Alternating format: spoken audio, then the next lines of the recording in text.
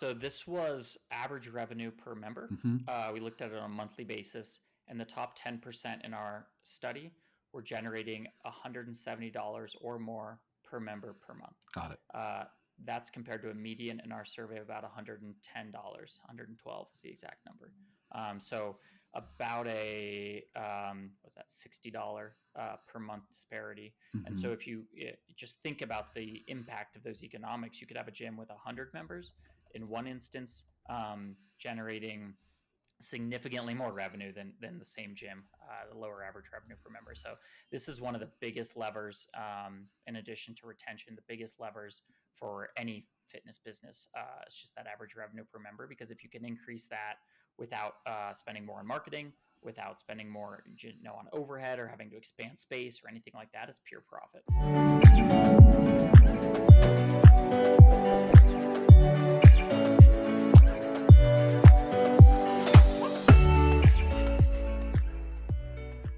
Hello, fitness business nerds. What's up? Welcome to another episode of the Business for Unicorns podcast. I'm very excited to have for the first time on this podcast a brand new guest, Mr. Brandon Rice. Welcome to the podcast. Hey, Michael, thanks for having me. Oh my gosh, so good to meet you. I mean, we're just spending a few minutes getting to know each other and getting acquainted before we hit record. And I'm just so excited to have them on the podcast. Dear listeners, Brendan is the CEO of Wodify, which is an app many of you know and love and use. And some of you might be hearing about it for the first time. So let's start there, Brendan. For people who are maybe just hearing about what Wodify is for the first time, what do you do? Yeah, great question. So Wodify is a technology company, and at the highest level, we exist to be the number one trusted tech partner for fitness and wellness founders. Mhm. Practically, what that means is we create technology that fitness and wellness business owners use to run their entire business, and their clients use to engage with that business, whether that's through performance tracking or social engagement. So think everything from payment processing and class scheduling Mhm. to workout tracking, communication, and there's a lot in between there, but it's that core technology partner Yeah. for fitness businesses. Yeah, and I think from my perspective, and tell me if I'm wrong here, I've seen you all really expand over the last few years. When I first learned about Wodify, I remember being very strongly associated with the CrossFit community and really being a tool for kind of throwing out the workouts of the day. It was kind of your main original functionality, if I'm right. And you've done a lot to expand over the years. So maybe how do you think about all the different services now? Yeah, for sure. So, I mean, even in the name Wodify, right? Hmm. Workout of the day. We started in 2012, and that's exactly what we were. We were just a digital performance tracking tool Hmm. that lets you program a workout into your computer and put it on a screen instead of a whiteboard. And what we realized very quickly was we had created the first retention platform, Hmm. because we weren't just solving a problem to replace a whiteboard. We were creating a system to keep athletes engaged and coming back to the gym day in and day out. And really, everything we've done since then has built upon that. So all of our features and functionality strengthen the connection of the client to the owner or to the business. And we can do everything from workout tracking to, we've expanded obviously way beyond that, but Hmm. that's how we've seen our growth outside of CrossFit and functional fitness, to tons of different boot camp studio style businesses, to jujitsu and martial arts is one of our biggest markets now as well, which their version of tracking and performance has to do with ranks and levels, but it Hmm. all comes down to the same central concepts, which is giving clients digital tools to be able to stay engaged and see their performance over time and stay connected to the business. Yeah, that's amazing. I think I know a lot of our folks in our Unicorn Society group are all gym owners, and a lot of people who use Wodify for that exact reason. It's really a strong retention tool for them. Yeah. We say all the time in this podcast, as a gym owner, we're selling relationships and results, and those results can't just be the results they get in the first 90 days. Right? There has to be milestones and other things to look Yeah. forward to over time, and having a system of tracking that and organizing that information, keeping it relevant to your clients long term. I think exactly what you all do so well. So, dear listeners, if you've not checked out Wodify in a while, go check them out. I'm sure there'll be some links in the show notes. But one of the things that makes you all really unique in our industry is pretty well known at this point, at least in my circles, for having no good data about ourselves. It's really hard to find really good, reliable data about our industry. We're a young industry, but Wodify has been around for a long time now, and you all have a lot of data about what works for gyms. I know you all are in a regular habit of looking at that data and figuring out what are our best performing gyms doing well, How do we take this information and give it back to our clients in a useful way? You all are so good at that. So I'm just curious, when you all have recently analyzed all of the data you have from all of Wodify's gyms, what is that top 10% of gyms doing differently than everyone else? Yeah, so we definitely have. I think the data in the fitness industry is a topic we care a lot about, and we care about Mm-hmm. kind of educating people about. So the first thing you'll see, as you mentioned, is there's not a ton out there. But what is out there falls in one of two categories. There's data that's collected and presented in a way where the methodology is self-reported. So Mm-hmm. you might see a survey that goes out, and the survey might say like, "Hey, are you a gym owner? Let us know how much money you make, how many members you have." And while that can, in some cases, provide helpful information, if you just present that data as a survey result, you're Mm-hmm. getting inherently potentially biased results or inaccurate results because they're self-reported. And so Mm-hmm. the first thing that I think is really important to talk about is like source of truth data. And because Wodify is the system of record for our customers in terms of payment processing and client management, when we look in our database, we have 100% confidence in the accuracy of the financial metrics I'll share, the attendance metrics I'll share, and everything else because it is coming directly from our system. We're not asking gym owners, those questions. And so what we do when we look at our data is we analyze the source of truth data, and then we layer on top of that qualitative feedback from the gym owners. And so for this, recently, this analysis we did is we looked at the top 10% of gyms. We took a sample of 1,000, and we looked at the top 10% based on three metrics, and I can dig into each of those. But Sure. Yeah. we then sent, really quick, just to round out how we completed that survey. We then sent a survey to the gyms that fell in that top 10% to get the qualitative stuff back. So the stuff you might miss in just that quantitative data to round out the picture. I And so just the want to say metrics, that's so smart because I think for folks out there who are not used to looking at research reports, that mixed method approach is kind of the gold standard these days to look at the qualitative stuff and the quantitative stuff together. Because the qualitative stuff tells a story, paints a picture, gives context, right? Whereas the numbers by themselves are sometimes it's hard to make any sense of them and they exist in a vacuum. The yeah, qualitative stuff really helps paint a full picture. So I love that you both used both. I think that makes a lot of sense. Yeah. So walk through a big picture. What did you all find? yeah. So the first thing we did is trying to identify like, well, what would we consider the top 10%? We Mm-hmm. had to find KPIs that were like normalized across different geographies and types of gyms. So for example, instead of looking at the top 10% of top line revenue gyms, you might have a Mm-hmm. gym that makes a ton of money, but maybe isn't actually that strong of a business because, whatever the economics of the business, they happen to be in Yeah, really just happen to be in LA where everything's LA. expensive. Yeah, Yeah. yeah, exactly.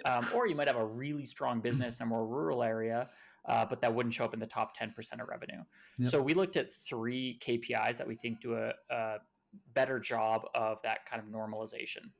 The first is lifetime value. So that's Mm. just the average length of engagement times average revenue per client. So on average, how much each client makes you over their lifetime. The growth rate. So we looked at a 3-month growth rate in terms of number of new clients as a percentage of their overall client base. And then the last one we looked at was just average revenue per member. So how much their average monthly revenue is per active client. So between those three stats, we looked at the top 10% our sample, and we saw a really interesting mix of gyms, which kind of validated that hypothesis of big gyms, small gyms across tons of geographies. But yeah, those are the three KPIs we looked at. Yeah, it's fascinating that you all were able to find some that really can speak across the different kind of modalities and methodologies and geographies. But I think, this first one really is about retention, right? And so I think it makes sense that regardless of where you are or the kind of model you're running, we all benefit from clients staying longer and being worth more over time, right? And so that's a really important one we all care about. And so what were those gyms doing differently that had really the best kind of long-term retention? Yeah, so the benchmarks we found for lifetime value and retention, as we dug into it, the top 10% to break into that number, Hmm. your average lifetime value was over $4,000. Got it. So that's the starting place. That broke into, there's tons of stats underneath that, but the Mhm. one that stuck out to us most with regard to retention is the monthly retention of those gyms was 97% versus 93% on average. And at Got it. face value, those numbers might not seem that different, Yeah, but it's that's huge, monthly, huge and gap. Yeah. it definitely adds up. Hmm. So if you were sitting at 93% and you lost 7 members a month and you brought in 7 a month, you're not growing. Hmm. If you bring in the exact same amount, but you change your retention up to that top 10% benchmark of 97%, suddenly you're keeping 4 extra members a month. And over the course of a year, that's 48 members. And so that's how it kind of adds up. But that was the biggest Yeah. So difference that we saw in the, Yeah, yeah. that's actually a huge difference. And we always talk to our members about wanting to be kind of 3 to 5% as this kind of magical range for monthly attrition, and anything beyond that just really starts to be a cliff that you fall off. Right? Yeah. It makes such a huge difference. In your research, do you all get down to kind of brass tacks? Any sort of tactics? Do you know what they were doing that made their retention higher?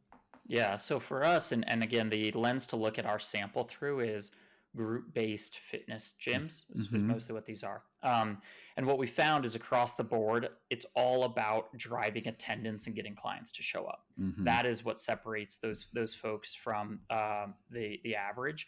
And there were 3 tactics that we saw, and I'm happy to dig into any of them Sure. if it'd be helpful. But the 3 that we saw across the board or kind of goes from short-term engagement to long-term rewards and recognition, all tied back to attendance. So the Mm. first thing we saw is customers who are encouraging gamification through weekly streaks. So get people to get bought into this concept of, as long as I show up once per week, I'll keep a streak alive. And we have a feature that embeds that in our software, Mm-hmm. but you can think about ways to do it outside of that as well.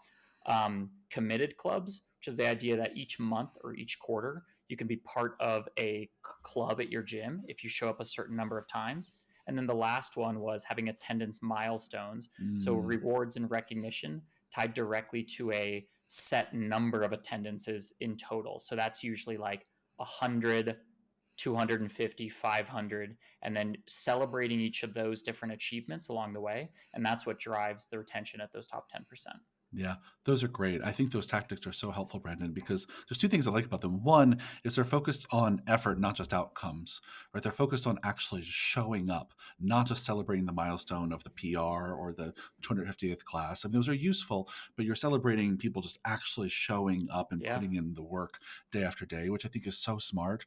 And then I love the gamification of all of those ideas. They're really using all of the best tactics we know from what makes those video games so sticky on our phone and Yeah. putting it towards our fitness. Everyone wants a streak, right? No one wants to Yeah. ruin their streak. I have friends who were like deathly committed to Wordle because they have a Wordle streak they just won't break. And if we could apply that same kind of obsessiveness to our No, fitness, there's yeah. a real value there. When we were researching that feature, we looked Yeah, at all these different software tools that do it, and then when you do it well, it's crazy how yeah, effective those little reward mechanisms are.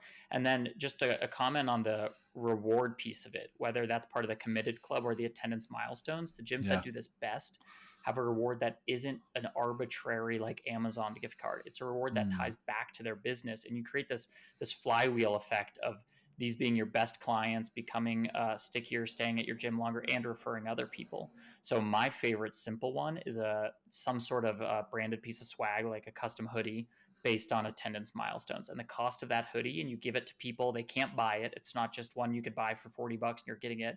It's an yeah. exclusive piece of merch you can only get by being at a business for a certain amount of time, has always generated more ROI than the cost of that hoodie. And Yeah. the pride they wear it in their community and they refer Yeah. other It friends. So becomes a social media moment. It yeah, becomes a referral moment. There's so many great things about celebrating those milestones. yeah, Great. Okay, cool. So, one of the pillars you guys have gotten from this research is top 10% are just doing better at retention. And part of the magic there is just getting people to consistently show up and gamifying that experience. yeah. Great. Let's talk about the second. The second pillar was really all about growth. So take us to that one. Yeah. So the second pillar, and another thing that we saw with all 3 of these is it was a different group of gyms. There was a little bit Mm, of overlap, but there are different groups of gyms that stand out in each of these 3 categories. So as we go through these, for anyone listening, you might even ask yourself, like, well, which of these KPIs is your weakest? And that might be the place mm, to start. You might have really good retention, but slower growth than you'd like, or really good average revenue per member, but not great retention. So on the growth side, we looked at a different cohort of customers that was in the top 10% for a 3-month growth rate. And Hmm. the average 3-month growth rate, or the median, sorry, was 2.5%. These gyms in the top 15% or in the top 10% saw a 15% 3-month growth rate. Interesting. And Was this during a there's a specific lot. time of year? Do you remember what month you picked? Or It was was this just a few months ago, so I think it was the beginning of summer. got it? Yep. Um, and what we saw for them is there were tactics, pretty simple tactics, honestly, that were related to optimizing their online presence, especially with Hmm. Google reviews, um, creating a growth engine out of their existing members through activating a referral program, and then running free classes in their community outside of their gym to get more exposure. Got it. Yeah, that makes sense. We talk a ton about Google reviews and how they really have an outsized impact on people on decision making these days for pretty much Yeah, all consumer everything. behavior. Yeah. And And so, it's crazy the bar that's set, like, yeah. personally on like Uber or Uh Amazon, huh. anything below like a 4.99 is Yes. a red flag. So Yes. so What my it's I have friends. I live in New York City, and I have friends that we go to dinner with all the time. I have a friend who won't go to anything below a 4.8. Just like it's won't go. yeah.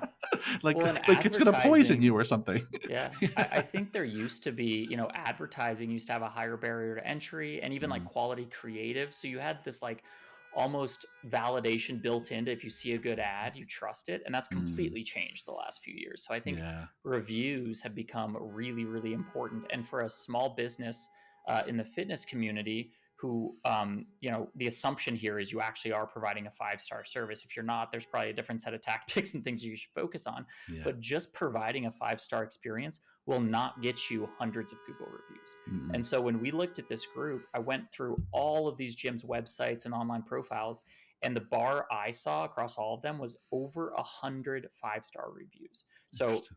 like, I have screenshots of a bunch of them, but they're almost all like the actual average rating is 5 stars, and they have over 100 reviews. And Yeah. so you need both of those things. You need volume and quality, and you need to be responding to them in a way that lets Google crawl your responses for SEO terms, and then will Hmm. increase your organic rank too. So those are kind of the key factors to Yeah, your review and I strategy. think that makes perfect sense that the folks who are growing the fastest have just that presence that stands out in their community. 5-star reviews, over 100 of them. They're probably standing out from the crowd in their market, unique in that way, which is amazing. The second thing you mentioned, I think, as a tactic was referral programs. Can you say more about what were the referral programs that were most successful for them? Yeah, so on the referral program side, here's the tip I gleaned from this Hmm. survey. I think there's a lot of ways to structure a referral program, Hmm. and at a very basic level, what we saw is it should just be two-sided. The new client should get some sort of offer, and the existing client should get something in return. That could look like a million different things, so I'm not even going to go down that Sure. rabbit hole. But Yep. think of a two-sided offer. But the big unlock that we found was how to market and activate that referral program. So instead of just having a referral program somewhere, maybe it's on your website, and then emailing people about it every once in a while, there's a period at the end of every group fitness class where people are like tired, cleaning up equipment, laying on the floor. And that is like a golden opportunity to market things like a referral program to your Hmm. customers through an announcement. And I see a lot of gyms that just do nothing with that. They just hope people kind of clean up, wander around, move on to the next class. Yeah. So making sure all of your staff know how to pitch their referral program and are sharing it regularly at the end of class is the difference between someone going, oh, you know what? I should text my friend after this class and bring him in, versus just ignoring another email that we all get every day. So that is the big thing. Like, if you don't already have one, define a two-sided referral program, train your entire staff on it, and find ways to continually remind people in person and not just relying on emails that'll get lost in their inbox. Yeah, I think that's so smart, Brandon, and I wish, or I hope our listeners are really taking that part to heart, because I think too often I see a lot of gymmers who have amazing referral programs, but if I walked around their gym and asked anyone if they had a referral program going on, they A would be hundred just percent, like yeah, blank freaking faces, and it's because they're not taking advantage of all that time. We see them in person, often multiple times per week, but somehow the conversation about referrals is not happening in the building. yeah, It's out on the internet, which is it should be there too. Sure, sure. Post on Instagram about it, but also if the people walking in your building every day have not heard about it, you have a problem. And so I think yeah. the fact that it has to be two-sided is is fantastic. And then training your team on it, for me, is I think one of the big takeaways I hope our listeners are walking away with, because the team, they've got to be evangelists for this, right? They have to be Yeah. the ones on the front line saying, go do this right now. Pull out your phone right now, tell your friend. Yeah. And the trainers are often the ones that have that power.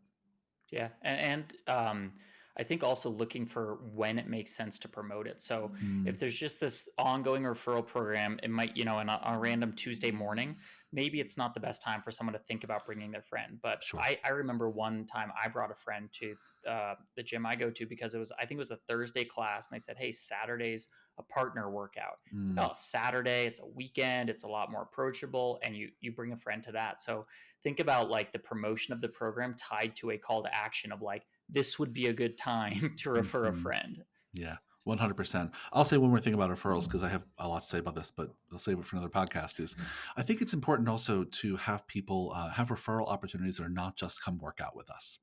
I Yeah, think referral opportunities where it's come have a drink with us, come for sure. walk in the park with us, come read a book with us, come to this nutrition workshop, come to this, that those also go a long way. Because I know I have a lot of friends who like to work out, but I don't know, would love to go to some stranger's gym and be uncomfortable doing a workout they've never done for the first time. That doesn't sound fun to them, even though they might be a perfect fit for my gym. Yeah, But would they come to a happy hour or a workshop? Probably. So I think continuously changing up the bait here and making sure that the referral offers not always come for a workout.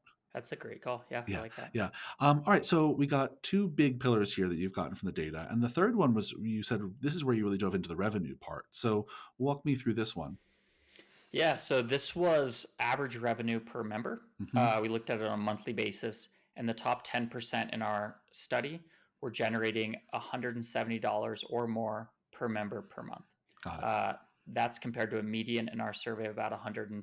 112 was the exact number. So about a was that $60 per month disparity. And so if Hmm. you just think about the impact of those economics, you could have a gym with 100 members in one instance, generating significantly more revenue than the same gym, the lower average revenue per member. So this is one of the biggest levers, in addition to retention, the biggest levers for any fitness business. It's just that average revenue per member, because if you can increase that without spending more on marketing, without spending more on overhead or having to expand space or anything like that, it's pure profit.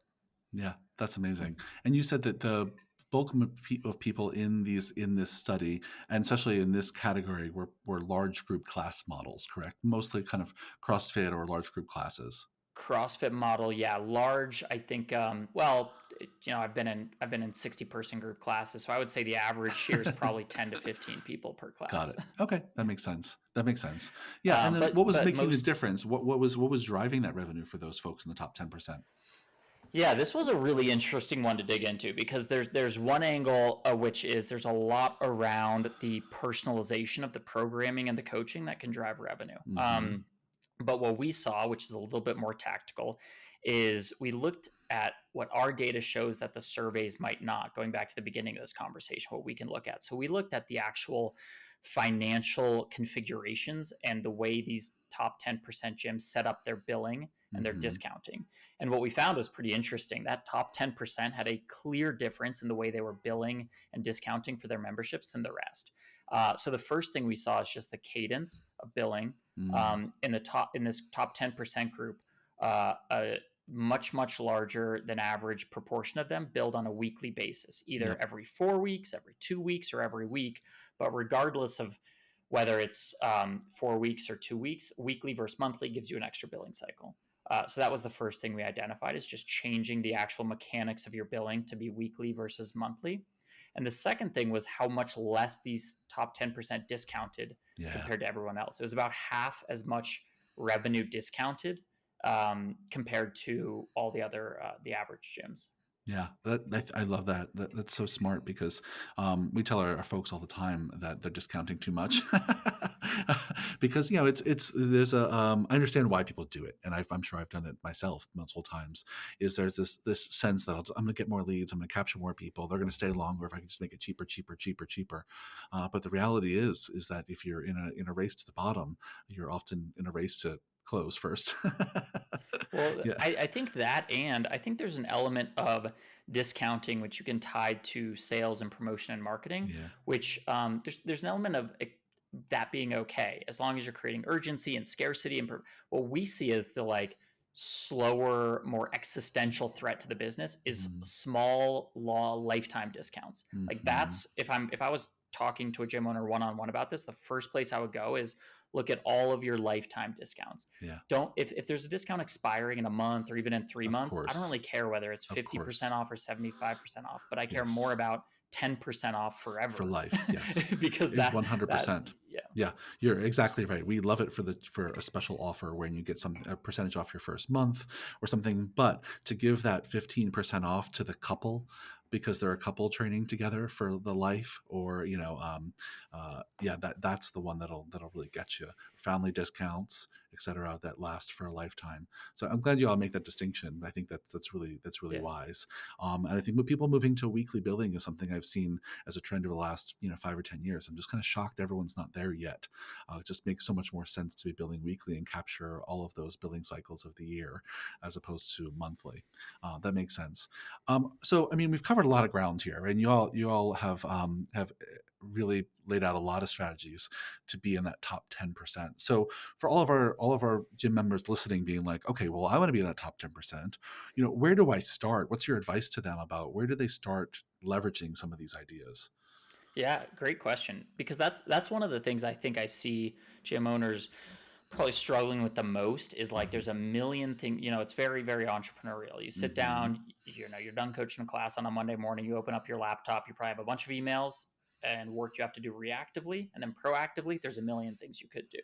So the reason we put together the data in this way is designed to kind of answer that question, where do I start? I would start by considering these three metrics and identifying the one that you are weakest in right now. And once you identify that, I mean, obviously, my suggestion is you start with some of the tactics that I suggested tied to those metrics, and you don't have to do all of them. Like if a gym owner is categorically opposed to weekly billing, fine, don't do weekly billing. Maybe consider the discount angle. Like any of these approaches, you don't have to do all of them. They can move the needle. And one of the interesting pieces, as I've worked with gym owners now who have implemented some of this, is you just think about what all of these metrics do is they add up, they're compounding over time. They're not one-time revenue initiatives.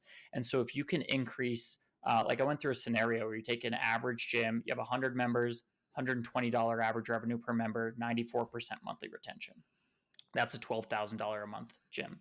Mm-hmm. And you over the course of a few months implement some of these ideas, and you just improve your monthly retention by 2% and your average revenue per member by $10 a month, and you add weekly billing so you get an extra billing cycle. Just those three changes, at the end of a year, you're going to have $65,000 more in revenue. Huge. Yeah. So it really isn't about trying to do everything I just said or trying to fix every KPI at the same time. It's about focus and execution, and then letting those compounding effects change over time. Yeah, well said, Brendan. I think a lot of listeners are taking a lot of feverish notes, writing down those numbers to really understand what you're throwing out them. But I think the big picture lesson here is that small hinges can swing big doors, right? Yeah. Tiny changes and tweaks here or there Oh, to I'm your going to use that. retention, I like your that. I like that analogy. yeah, to your retention, to your revenue, right? They all add up to really big shifts over time. So you don't have to reinvent the wheel. No one needs to go take a sledgehammer to their business model. But I think applying a few things at a time can make a huge difference. Yeah. And just setting goals. Like the other reason we publish these benchmarks and I share Mm-hmm. them is because most people in the fitness industry understand the importance of goals as it relates to training and performance, whether Of that's course. a weight goal or a weightlifting goal or anything else. But we talk about, average revenue per member. If I go up to a random gym owner and say, what's your goal average revenue per member? They might Mm-hmm. not have a great answer. Yeah. So if nothing else, just start talking about these numbers and use these top 10% benchmarks as your goals. And Yeah.